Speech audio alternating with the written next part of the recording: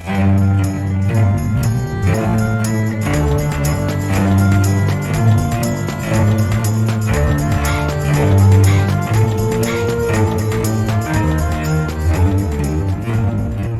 Don, Waalaikumsalam. Don. Oh Ya, ya, ya. oke. Saya selamat menyimak dulu ya satu putaran ke depan. Nanti setelah paham alurnya, silakan juga mulai ikut menanggapi. Jadi di sini Baik. temanya penyaliban ya. Kalau di Islam kan bisa tidak disalibkan. Kalau di teman-teman Kristen, Yesus disalibkan. Inilah kita membuktikan apakah benar Yesus disalibkan. Kalau kita di Islam sudah final. Oke, jalankan timernya. Ya, Iya, Saya baik. menanggapi apa yang disampaikan oleh Pak Reformer tadi ya, yang menyatakan jelas di dalam perjanjian lama ada. Tapi di situ tadi kan dikatakan, saya mengatakan mana di perjanjian lama yang menubuatkan, ada nubuatan bahwa Yesus, atas nama Yesus harus disalibkan. Kalau nubuatan itu yang jadi acuan, orang yang di samping Yesus itu pun menggenapi. Hal itu pun tergenapi. Yang mukanya jelek, apa segala itu tergenapi. Orang di samping Yesus yang disalib itu, yang kakinya remuk, justru itu menggenapi. Karena kakinya patah. Yesus tidak. Yesus nggak remuk kakinya. Nah, kalau itu nubuatan yang mau diambil ya, malah ya di sampingnya Yesus yang menggenapi itu. Kenapa bukan itu yang dijadikan penggenapan dan dituhankan? Kalau mau mengacu pada nubuatan itu. Kalau mengacu kepada Yesaya, 53 lebih parah lagi. Karena di situ dikatakan dia akan melihat keturunannya dan umurnya akan dipanjangkan. Nah, ini lebih parah lagi, berarti tidak mati. Berarti dia beranak pinak. Kalau Anda mengatakan itu rohani dan lain-lain, kenapa satu ayat, satu nomor ayat ya? Yesaya 53, 110, sebagian rohani, sebagian jasmani. Kenapa tidak rohani aja sekalian semuanya? Jangan dipilih-pilih, ini masih satu ayat yang sama dong. Jadi itu perlu dipikirkan di situ. Kalau mengambil nubuatan itu, jangan salah ambil nubuatan. Karena jelas tidak ada nubuatan dalam perjanjian lama yang mengatakan Yesus harus mati disalibkan. Itu cuma nubuatan duga-duga, malah yang di sebelah Yesus yang menggenapinya itu, yang kakinya remuk. Kalau kita mau jujur ya, saya ulangi, yang di sampingnya Yesus kalau nggak salah itu patah kakinya. Nah, itu yang menggenapi. Apalagi saya 30 itu lebih parah lagi. Dia akan melihat keturunannya, umurnya akan lanjut, dia tidak mati dan punya anak cucu. Banyak teman-teman mengatakan itu kan rohani. Kenapa nggak rohani semua di atas itu satu ayat itu dibahasakan rohani aja semuanya? Kenapa setelah masuk pada melihat keturunannya langsung dikatakan rohani? Mengenai Pak Pras mengatakan mengenai Injil Mary, ya itu menjadi tidak ada yang mengatakan palsu, Pak. Kalau nggak salah begitu ya. Yang ada itu bahasanya apokrif. Artinya disembunyikan, bukan palsu. Lalu apa dasarnya kalau itu dikatakan palsu? Apa dasar hukumnya? Apa landasannya itu mengatakan ini palsu, ini asli? Itu kan seharusnya jadi pertanyaan bagi teman-teman Kristen ya. Kenapa Injil Mary itu menjadi Injil apokrif ya? Artinya Injil yang disembunyikan. Ya, tidak ada bahasa dipalsukan itu Pak ya, dalam bahasa kanonik apa itu kalau nggak salah nggak ada namanya palsu. Yang ada itu disembunyikan. Bukan berarti yang disembunyikan itu tidak benar. Silakan Bang Iwan. Ya, baik ya. Ya, tadi justru sangat terima kasih menunjukkan nubuatan ini ya justru sebenarnya menggugurkan apa yang dianggap menggenapi ya. Terkait Mazmur 22 tadi ya ini jelas ya. Di sini dikatakan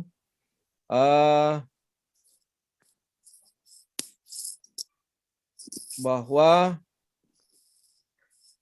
engkaulah Allahku sejak dalam kandungan ibuku ya. Mana tadi?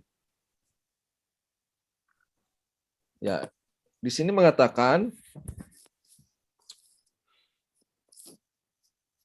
bahwa Allah itu adalah Tuhan, Tuhan bagi dia. Dan di sini tidak menjelaskan bahwa tentang penyaliban. Ya, kalau ini diarahkan tentang penyaliban kepada Yesus, ya maka yang disalib itu bukan hanya Yesus. Ya, ada banyak yang lebih menderita daripada Yesus. Ya, bukan hanya Yesus yang mengalami penyaliban. Jadi kalau ini dijadikan sebagai nubuat dan penggenapan di ayat-ayat tadi yang dibacakan oleh teman-teman tadi dalam Matius, Yohanes, ya itu justru lebih menjelaskan bahwa si penulis itu tinggal mengcopy paste bahwa ini menggenapi ini, menggenapi ini, menggenapi ini. Ini seperti permainan teater. Ya. Seakan-akan sutradara sudah menyusun skenario justru itu mengcopy ayat-ayat yang ada di perjanjian lama dan dipaksakan untuk Yesus. Ya, demikian padahal bukan untuk Yesus. Apalagi tadi Yesaya 53, ya jelas sudah dijelaskan oleh Bang Awi. Nah, jadi tidak apa-apa kalau ini dipaksakan sebagai nubuatan untuk Yesus disalib, tetapi jelas bahwa ini Mazmur 22 ini ya menggambarkan tentang bagaimana seseorang mengharapkan pertolongan Allah ya, Tuhan bagi Israel akan penderitaan mereka. Ya, sejarah panjang Israel tentu Anda semua sudah mengetahui bahwa mereka dalam sejarah perjalanan hingga sampai utusan Nabi Isa, mereka itu dalam cengkeraman bangsa-bangsa. Ya, mereka dijajah oleh bangsa-bangsa sekitar. Ya, sehingga ratapan-ratapan bangsa Yahudi mereka menggambarkan di dalam kisah-kisah ini, termasuk juga ada nubuat-nubuat tentu. Tetapi nubuat-nubuat ya seperti Mazmur 22, apalagi Yesaya tadi, apalagi ada yang mengatakan Immanuel, itu sangat bertentangan dengan dipaksakan kepada Yesus. Ya, saya kira dari penjelasan teman-teman Kristen ini tentang nubuat ini tidak dapat menjadikan dalil bahwa Yesus itu benar-benar disalib. Ya, saya kembali kepada topik permasalahan. Ya, poin yang keempat, mengapa apakah Yesus itu benar disalib, dan poin keempat ternyata Bible sendiri mengatakan ada kejadian-kejadian aneh ya, orang-orang yang melihat tentang mayat-mayat terlempar keluar, orang melihat hal itu ke belakang pergi kota suci, memberitahukan apa yang terjadi. Ini tidak pernah dalam sejarah atau diabadikan di dalam tradisi Yahudi. Ya, kalau ada ini, maka mereka akan menjaganya. Ini mohon penjelasan. Ya, waktu Dan ini habis. hanya dikisahkan Oke, oleh gini. Matius saja. Waktu habis. Iya Dak. udah. Ya, aku jawab cepat dulu, kemudian baru sambung teman-teman ya. Satu, mengenai Yesus adalah juru selamat, di mana ada, yaitu Yesus kan artinya Yehova juru selamat. Di dalam Yesaya pasal 43 ayat 11 dikatakan Yehova adalah juru selamat. Yehova adalah penebusmu, ya. Kemudian Yesaya pasal 53 dari ayat 1, coba teman-teman jelasin pertanyaan mereka semua ya. Oke, matiin dulu, buka dulu yuk Yesaya 53, karena pertanyaannya dari Yesaya 53 semua. Siapa teman yang bisa share screen? Kemudian kalian jawab ya. Gantian. Jadi fokus di Yesaya 53 ya. Oke. Apa, Pak? Yesaya 53 dari ayat 1 sampai itu kan dia kan tanya tentang keturunan, tentang kemudian tentang wajahnya ya, wajah Yesus kan ganteng tuh Bapak di aja kayu silakan, Pak. salib. Ini aku udah tunjukin, tinggal baca aja. Ini. Enggak apa-apa, kasih yang lain. Ya, stop. Siapa namanya? Sonnen atau siapa yang mau jawab terserah. Biar gantian, Bro. Pada mau jawab soalnya, Bro. Silakan. Dari ayat 1 sampai 5 semua dibaca. Enggak perlu semuanya dibaca, tetapi yang mau jelasin siapa tuh? Sonnen atau siapa yang mau jelasin?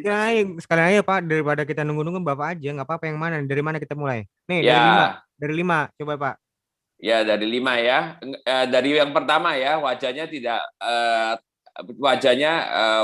itu rusak ya. Dari ayat pertamanya kan wajahnya rusak, yaitu Yesus di kayu salib kan, kepalanya kena mahkota duri, kemudian dicambuk segala, itu menunjukkan Yesus yang seperti itu. Kemudian tidak tampan. Kenapa digambar tampan? Loh, kalau Yesus benar-benar wajahnya yang tampan seperti itu, semua orang di seluruh dunia akan gambar dengan wajah yang sama. Kalau itu wajahnya, mereka semua tahu bahwa bukan wajahnya seperti itu, gitu loh.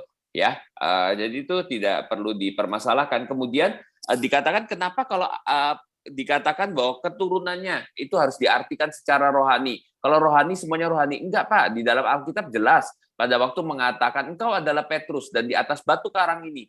Kemudian batu karang yang mengikuti mereka Musa itu adalah Kristus. Itu enggak semua Pak, hanya satu poin tertentu. Kemudian apakah ada konsep tentang keturunan, the seed? Yesus mengatakan jikalau satu biji gandum itu tidak jatuh ke tanah dan mati ya satu biji, tapi jikalau ia mati akan menghasilkan banyak buah. Itu bicara tentang seed. Dan kita ini dibicarakan adalah anak Allah itu berapa banyak ayat, yaitu anak daripada Tuhan ya. Jadi kita itu nggak ada masalah Pak. Kemudian Mazmur nggak bisa ditujukan kepada orang lain, Pak, kecuali kepada penyaliban Yesus. Bukan dibikin skenario, tetapi semuanya itu adalah terjadi sesuai dengan apa yang terjadi pada diri Yesus gitu. Kenapa bisa sesuai seperti itu? Memang sudah dinubuatkan. Nubuat kenapa harus nggak dinyatakan secara terang-terangan? Kalau terang-terangan ya iblis nggak mau menyalibkan Yesus dong. Biarin aja Yesus tetap di sana berbicara, karena tujuan datang itu justru penyelamatan. Iblis nggak tahu bahwa itu adalah untuk kematiannya itu adalah untuk penyelamatan gitu.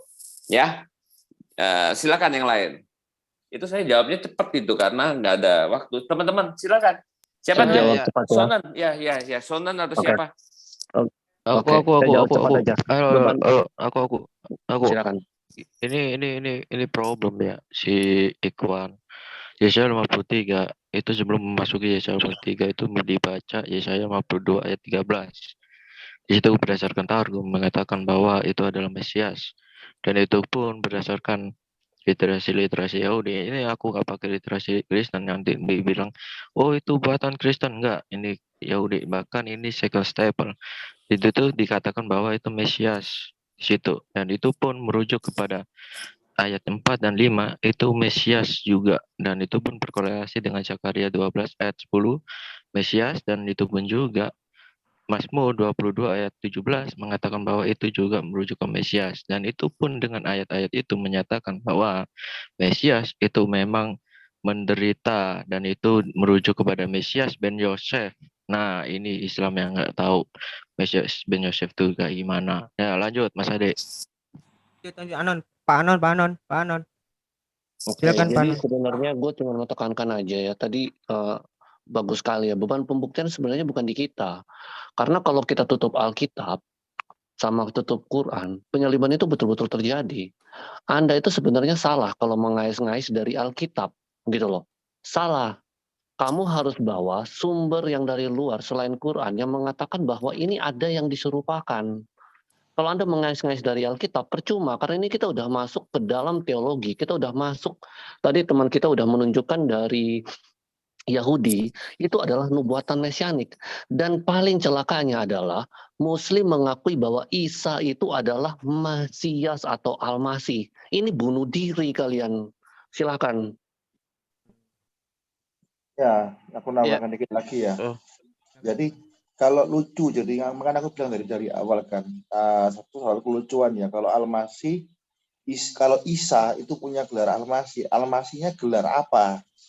Apakah cuma bisa buat mujizat? Musa mujizatnya lebih dahsyat, tapi kenapa hanya Isa yang punya gelar Al-Masih? Seperti itu. Jadi mujizat dahsyat, semua nabi punya mujizat, tetapi hanya Isa atau Yesus yang punya gelar Kristus atau Al-Masih. Itu kalau bukan dia memang diurapi dengan roh Allah dan dia sebagai sang firman Allah, nggak mungkin dia punya gelar Al-Masih. Mau orang Yahudi, mau orang Kristen mempercayai satu konteks konsep yang sama. Nah, dalam Islam konteksnya bagaimana kok bisa punya gelar Al-Masih? Ya, buka itu apa namanya, Yesaya pasal 61 ayat 1, berhentiin dulu. Perkataannya Lukulio ada di situ tuh. Ya. Yesaya pasal 61 ayat 1. Tolong dibuka. Ini udah Pak, gue yang buka nih Pak. Ya. Ya, roh Tuhan Allah ada padaku, oleh karena Tuhan telah mengurapi aku, ia telah mengutus aku untuk menyampaikan kabar baik kepada orang-orang sengsara dan merawat orang-orang yang remuk hati, untuk memberitakan pembebasan kepada orang-orang tawanan dan kepada orang-orang yang terkurung kelepasan dari penjara. Pertanyaan saya yang dari awal tadi nggak pernah dijawab sama teman-teman Muslim. Surat Anbiya 91 Al-Quran itu maksudnya apa? Isa sebagai pertanda kebesaran Allah bagi seluruh alam. Dan kenapa hanya Isa yang punya gelar Al-Masih? Apakah cuma bisa buat mujizat? Semua nabi bisa buat mujizat. Waktu. Isa tuh gagal di Muslim karena itu muridnya juga semua nggak dipercaya, semuanya nggak, catatannya nggak ada semua. Isa itu nabi yang super gagal. Oke, Oke, silakan. sebentar interupsi dulu sebelum ini. Ini mungkin closing statement ya, karena sudah 3:30. Oke. Ya. Nanti kan masih ada Bang Don Richard di sini dan Bang Tristan yang mungkin bisa melanjutkan diskusi berikutnya. Jadi sebelum closing, ini kan temanya adalah tentang penyaliban. Kalau tadi masalah masih itu nanti kita bahas di tema berikutnya itu Pak Likudir ya. Jadi saya mau closing statement aja ya, silakan jalankan timernya. Bahwa kami di dalam Islam mengenai tentang penyaliban Nabi Isa ini, kami tidak pungkiri bahwa ada peristiwa penyaliban, ada. Di dalam Al-Quran pun mengatakan demikian. Namun, bukanlah Nabi Isa yang disalibkan sesuai dengan surah An-Nisa ayat 157. Saya baca ulang ya. Dan karena ucapan mereka, sesungguhnya kami telah membunuh Al-Masih, Isa putra Maryam, Rasul Allah. Padahal mereka tidak membunuhnya dan tidak pula menyalibnya. Tetapi yang mereka bunuh adalah yang diserupakan dengan Isa. Sesungguhnya mereka berselisih pendapat tentang pembunuhan itu. Selalu dalam keraguan-raguan tentang yang dibunuh itu. Mereka benar-benar tidak tahu siapa sebenarnya yang dibunuh, melainkan mengikuti persangkaan belaka. Jadi mereka tidak yakin telah membunuhnya. Ayat ini menjawab tentang apa yang tadi keraguan-raguan yang dibahas di dalam kitab Anda. Tidak jelas siapa yang menyaksikan pembunuhan itu, dan tidak jelas siapa yang menyebutkan dalam penulisan Yohanes. Sekedar itu closing statement dari saya. Silakan Bang Iwan. Ya, baik ya. Saya tambahkan tadi tentang Al-Masih. Ya, di dalam Islam itu yang dimaksud dengan nanti aja tema berikutnya itu Bang itu. Kita fokus di ini aja, closing statement untuk tema ini. Nanti aja kita bahas itu Al-Masih. Ya. Untuk closing statement ya, terkait dengan tema malam hari ini, tentu saja yang disalibkan itu jelas ya tidak bukan Isa Al-Masih, tapi dari teman-teman Kristen dengan poin-poin yang diangkat tadi, ya memang tidak dapat membuktikan tentang siapa yang disalibkan. Ya, seperti saya ingin menyampaikan ya di dalam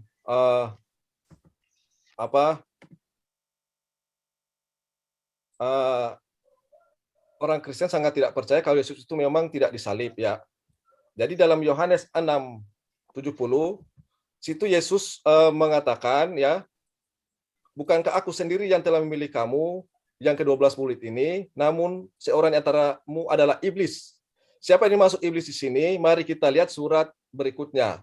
Yohanes pasal 6 ayat 71 yang dimasukkan ialah Yudas, anak Simon Iskariot, sebab dialah yang menyerahkan Yesus, dia yang di antara ke-12 murid itu. Jadi yang disebut iblis adalah Yudas ya. Ini menurut kitab Anda. Yang disebut iblis silakan bandingkan dengan ayat berikut ini. Galatia pasal 3 ayat 13, sebab ada tertulis, terkutuklah orang yang digantung pada kayu salib. Ya, dari ayat ini jelas disalib adalah Yudas menurut ayat ini, bukan Yesus. Sebab apabila mungkin orang yang suci atau orang yang mulia seperti Yesus disebut terkutuk, nah, tentu saja tidak. Jelas tidak mungkin Yesus terkutuk. Dan yang lebih masuk akal dan lebih cocok adalah yang terkutuk itu adalah iblis, alias yang disalib. Terlebih jika kita melihat pengkhianatan yang disalib, sehingga Yesus menyebutnya iblis, dan sangat pas dan cocok kalau Yudas atau siapa yang disalib itu, entah siapa, dialah yang terkutuk. Ya, jika Kristen berkeras menyebut Yesuslah yang di tiang salib, maka sangat menghina dan kejam kepada Nabi utusan Allah yang mulia, ya, yang utus Allah. Bahkan beranggapan Yesus adalah Tuhan adalah sangat tidak pantas dan sangat terkutuk menurut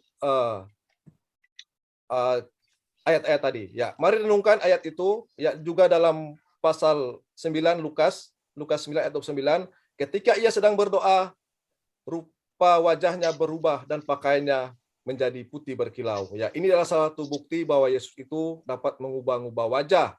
Ya, sebagaimana yang Al-Qur'an katakan bahwa orang yang mati itu adalah orang yang disalib itu adalah orang yang diserupakan seperti Isa Al-Masih. Jadi jelas yang disalib menurut Al-Qur'an bukan Isa, tapi bahkan menurut kitab yang Anda imani ada banyak poin-poin yang janggal di dalam proses penangkapan, kemudian penyaliban, masuk penangkapan ketika Petrus melihat hanya kain kafan, berarti ini artinya Yesus keluar tanpa busana apapun. Nah, tadi dikatakan di Yesaya sekian kepalanya rusak. Nah, ini sungguh sangat aneh, bertentangan juga dengan gimana kisah Yesus bertemu dengan 12 muridnya, makan bersama, tidak ada di sana digambarkan bahwa mereka mengkhawatirkan dengan kerusakan wajah Yesus ya. Mereka justru makan bersama, tertawa bersama dalam pertemuan mereka itu. Tidak digambarkan di sana bahwa Yesus itu wajahnya telah rusak. Jadi mari ini menjadi pencerahan bagi kita semua. Ini semata-mata bukan menghina Yesus, tapi ini semata-mata untuk membela dan mengangkat derajat Isa Al-Masih di pandangan orang-orang Romawi yang tidak mengenal ajarannya. Demikian, kita tutup dengan Alhamdulillahirabbil alamin. Pak Amir, mungkin mau bicara? Cukup. Masih ada 40 detik. Pak Amir. Oke. Ya, kalau saya itu, oke. Bahwa dalam Al-Quran sudah jelas. Kita sebagai umat Islam juga mempercayai apa yang dinarasikan dalam Al-Quran. Sesungguhnya orang-orang yang berselisih paham tentang pembunuhan Isa benar-benar dalam keraguan tentang apa yang dibunuh itu. Mereka tidak mempunyai keyakinan tentang siapa yang dibunuh itu, kecuali mengikuti persangkaan belaka. Maksud orang Yahudi menduga bahwa ia telah membunuhnya, dan orang Nasrani yang percaya dengan hal-hal dari kalangan mereka yang bodoh semua berada dalam keraguan akan kejadian itu. Mereka bingung dan panik serta sesat. Karena itulah dalam firman selanjutnya disebutkan mereka tidak pula yakin bahwa mereka membunuh itu adalah Isa alaihissalam.